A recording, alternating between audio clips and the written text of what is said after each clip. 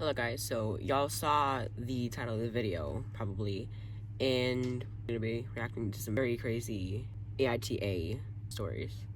AITA for outshining the bride. Okay, so Reddit has dubbed them not the a-hole, but let's do our own detective work. So I, 27 female, am a black African woman.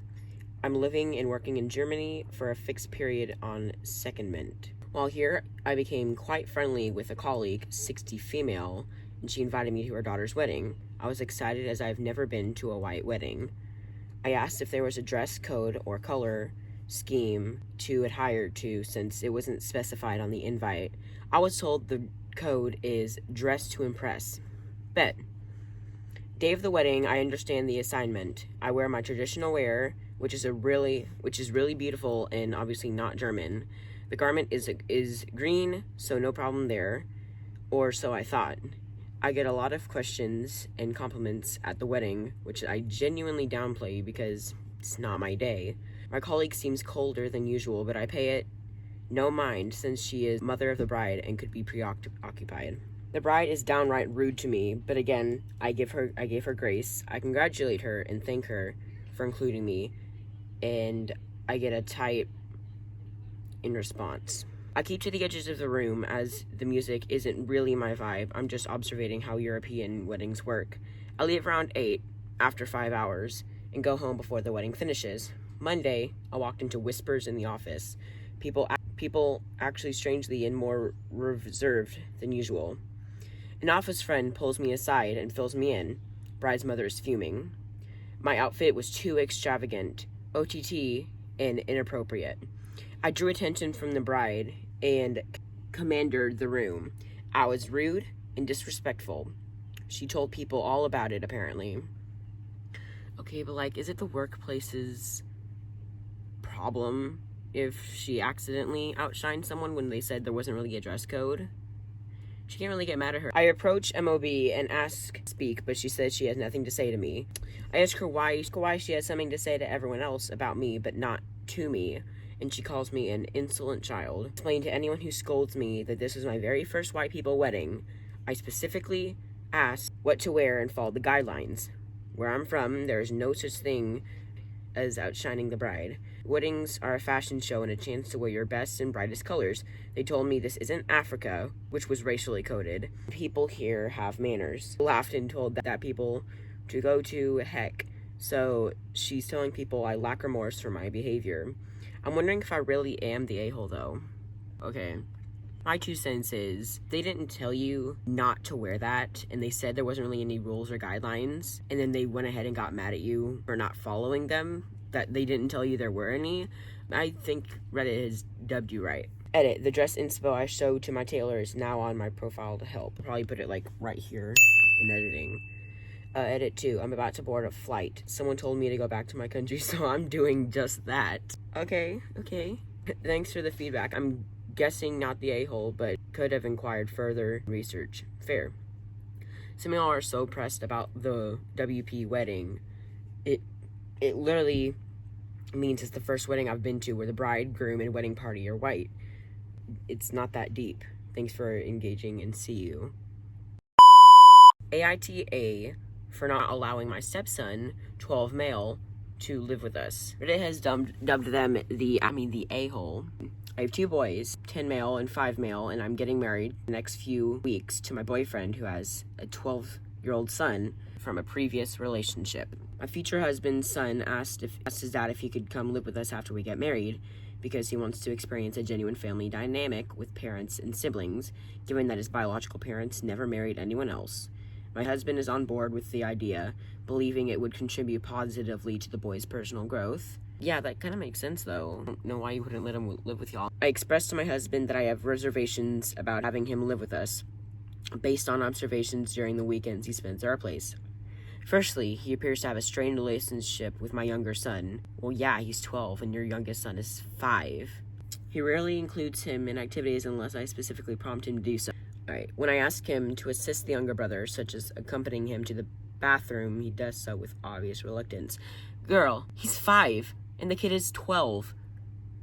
First off, the 5-year-old should be well over potty trained. They should be able to go to the bathroom by themselves. The fact that you're making your 12-year-old son help not even his little brother, go to the bathroom is definitely telling me something about you. And yeah, I would have obvious reluctance if I had to help my little brother to use the restroom. Secondly, he displays an excessive competitive trait towards my older son. He constantly aims to outperform him and even taunts him when he succeeds. I find his overly competitive atmosphere uncomfortable. I desire my children to grow up in a nurturing and supportive environment. You're not supporting the 12-year-old by forcing him to be friends with the 10 and 5-year-old. They're so close, they're like really close in age, they're gonna be competitive. You can't get mad at the 12-year-old to be competitive about things, because people don't just choose to be competitive. I mean, you can, but it's really unlikely. People are competitive. Third and most significant concern is his academic and behavioral performance. My boyfriend has informed me that his son has been struggling academically and has faced minor behavioral challenges. I am concerned about his potential negative influence on my children, particularly my older son. Yeah, no crap. He's an only child. His parents are divorced.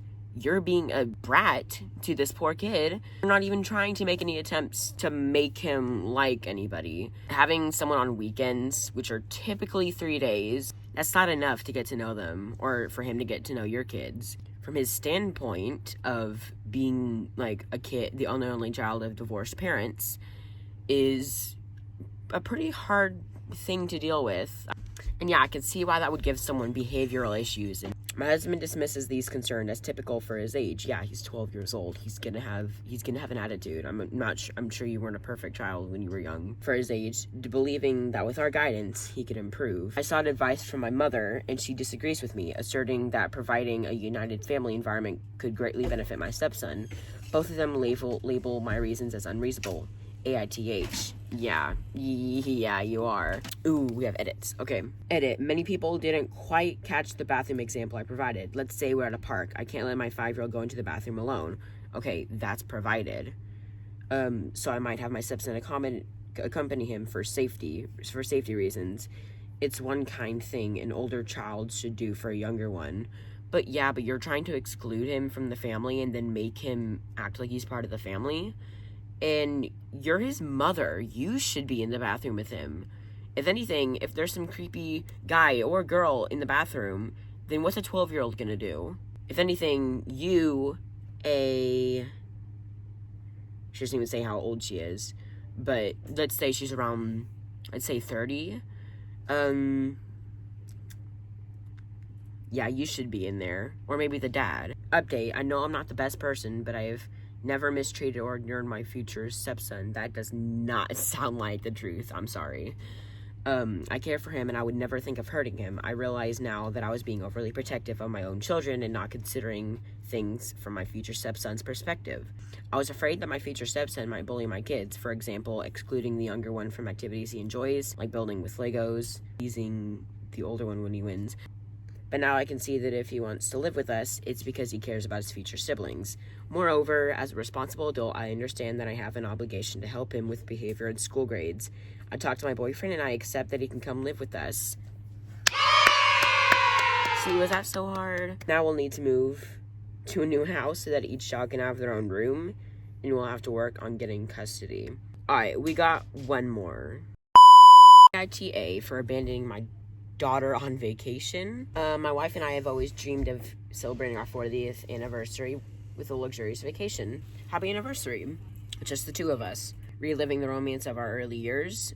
We had it all planned out for years now, and we were excited beyond words. Enter our adult daughter, Jane.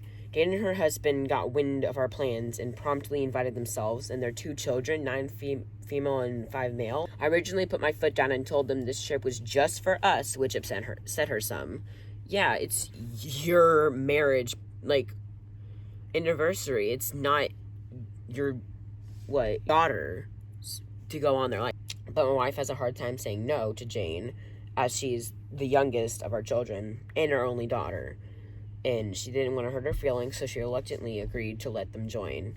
Absolutely not. Get a backbone. I wasn't thrilled about it at the time, but I wanted to make my family happy, and I knew my wife was also okay with the idea of a family trip, even if she was heartbroken that we wouldn't get our romantic trip.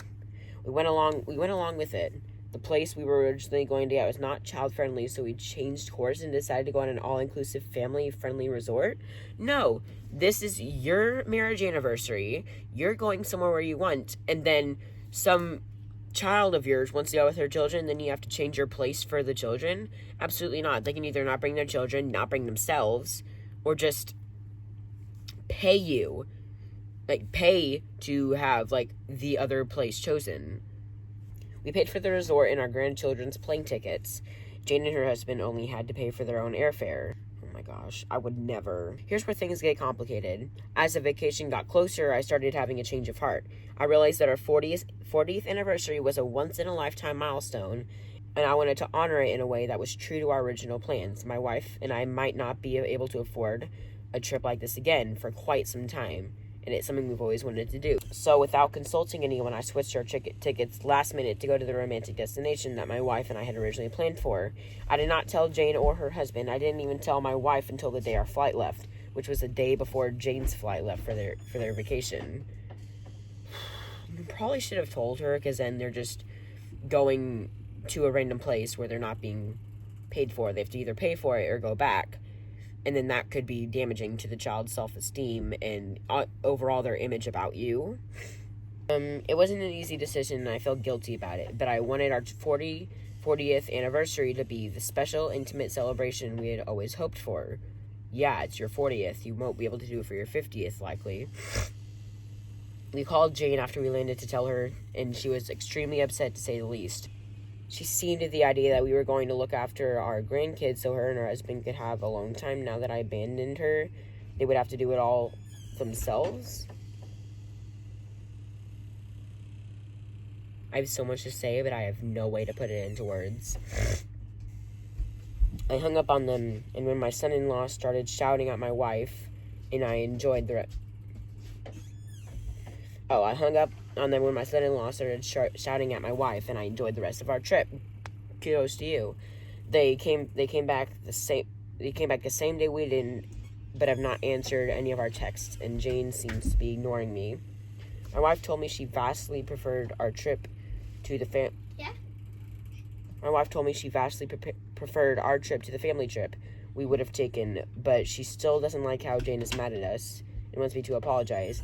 I'm not sure I want to, after learning Jane and her husband were using us for free babysitting and a free trip, but I feel like I should just keep the peace.